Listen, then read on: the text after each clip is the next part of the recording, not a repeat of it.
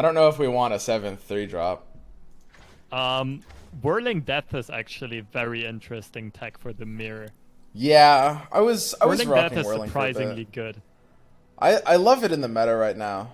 But it's also just like, it ends up being somewhat like more reactive pieces. It might end up better than something like Second Might in games like that. Yeah, I don't really love the 2 mites if you already run 2 Katos. And so many of your minions already have I overwhelm. agree with that. I agree with that. And yeah, I could see... If you only want 1 sentry, I could see cutting another sentry for Whirling Death. Beautiful thing about Whirling Death is that it can consistently be used both offensively and defensively, and like proactively or reactively. Yeah, that's true. It's pretty consistent in that way. Yeah, I mean I can run 2. I've been sort of like back and forth about Whirling Death recently. Like I've added it and then I've removed it and then I've added it and removed it. Chat saying they like Decisive Maneuver. Maneuver is a weird one. Sometimes I love it and sometimes I just like ugh. Yeah, Maneuver is just a very polarized card in itself.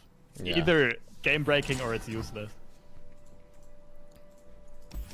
Now stuff like Might and Katos and House Spiders would rather want me to play Maneuver though. Just because going wider and having more overwhelm effects, right?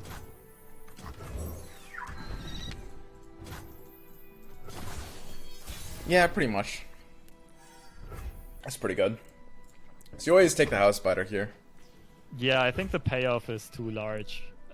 Yeah. I've tried to explain like early development versus open. I've tried to explain like pot odds in poker, which is a terrible example because nobody actually plays poker. I need to come up with better examples. But it's like basically the way to think about it is you're quadrupling up your damage. You're going from 1 to 4, so you have to consider the odds of losing the entire damage, including the 1. And usually at 1 to 4, you're priced in. Like usually you can't escape that.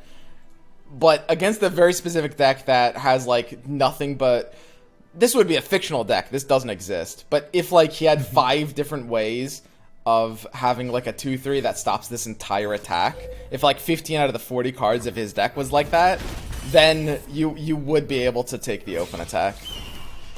Exactly. Yeah, I actually tried to explain this yesterday exactly. It's a bit abstract, but it's very important to learn, I feel like. Yeah. So the way I tried it was we gain, basically, our maximum damage output is 4, our minimum is 1, and we gain 75% of damage. And so in order for this to be worth it, our opponent needs to be 25% or less. Yes. To punish us. Yes. Exactly. And yeah, the only 2-drop he should have is the Crimson Disciple. Like, Demolitionists without the Disciple usually get kicked from the opening hand, and Icevale Archer you can still swing into.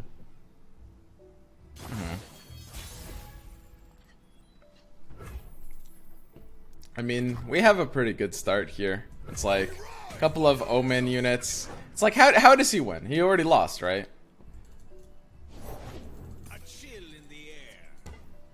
Okay, that's slightly annoying. Well, Brobman turn 4 can always win games, especially against this deck.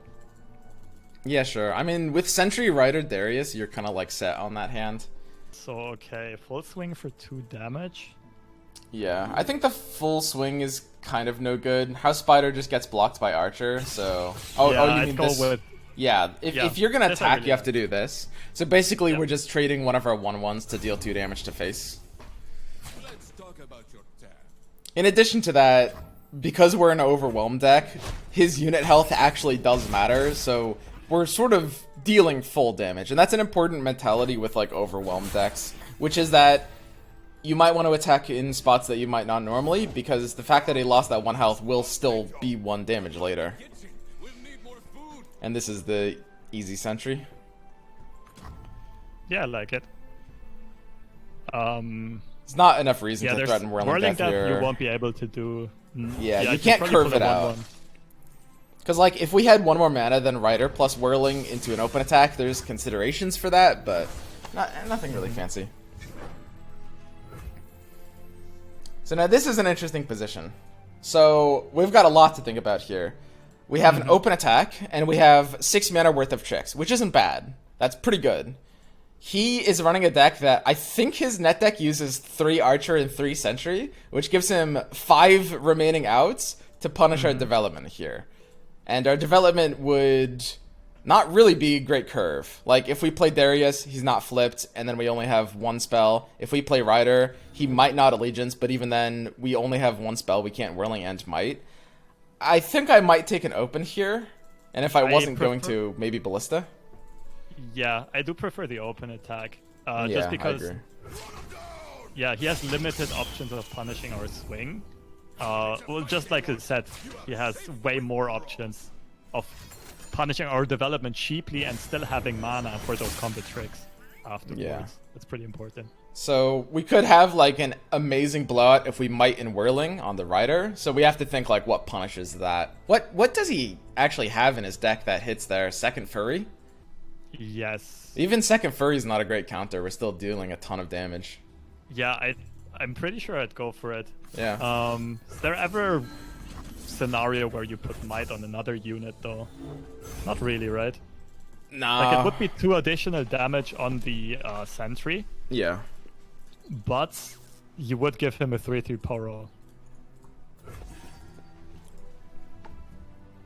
Like if you put it on the Sentry and then Whirling Death over to Braum. Yeah, no, I think that's fine. I think the way we did it is good.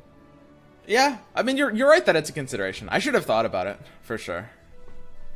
Wow, that's interesting. He actually has an answer. Fervor? Braum into the 3/3 would be the Fervor he takes. Get a Mighty Poro. What else could this possibly be? Maybe like Death Sanding his own Braum? Like something. I think Death Sand can only target enemies, right? Yeah, it's always Fervor or the Braum into the 3/3. Oh, I need to read the card. And this is another thing with hand reading. Mostly this doesn't matter, but... And this is usually what I employ, which is like more psychology than like the mathematical ranges. Although of course that's kind of the basis for everything.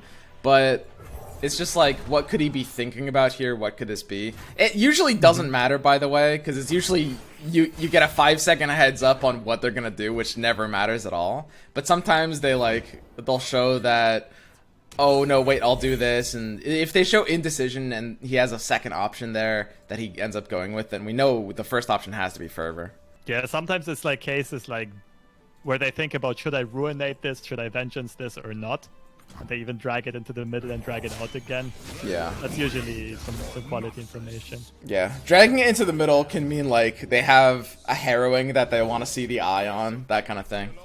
Yeah. And so far, like, almost never people are gonna bluff this. Like, just about never. Not even in tournaments people usually do it. What is this attack? This is... Maybe he wants to get your stuff into Fervor range. I think that's a good read. Ravenous Flock as well. It's got to be one of those 2 cards, right?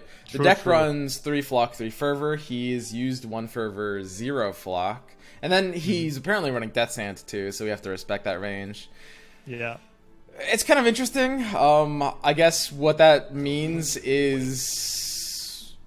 I think about trading the Ballista, but I mean, I think that we just trade the 1/1s and ignore everything else. I mean, the only thing that matters is getting the lethal next turn. A really interesting thing, though, is, okay, so, like, you know, when it comes to hand reading, his hand is representing a pretty narrow range right now. He's got 2 cards, right? And by doing this attack, he's saying that one of his cards is probably the 5 options of Fervor or Ravenous Flock. Maybe Death Sand. But what that means is because he's on a 2-card hand, this very, very significantly lowers the odds of him having Icefield Archer or Sentry, because he only has one other card that could be that, which gives us like more of a potential inclination to open attack, especially because his out here would be fast speed. Open attack, the Ballista would die to the Fervor, potentially. Now, what do you think about this play then? Wait, don't you mean that gives us an inclination to develop? Like, yeah. Sorry, that's what I'm saying. Yeah. I must have said that backwards. Yeah, yeah, but this is probably the toughest spot in this game. Yeah, this is exactly what we do hand reading for. Exactly. Super hard. So technically, how much damage could he block? Like Ballista can get in for 1, which means Rider for 4, and Darius. Like technically, we have lethal on board. Yeah, we have lethal on board if he's not on anything.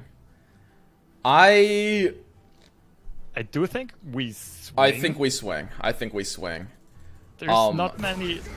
He already showed us he didn't have a Fury like 2 or 3 turns ago. Yes, exactly. He showed us he didn't have a Fury like 2 or... And it's a hard swing to take. This swing is entirely dependent on a hand read. We can't...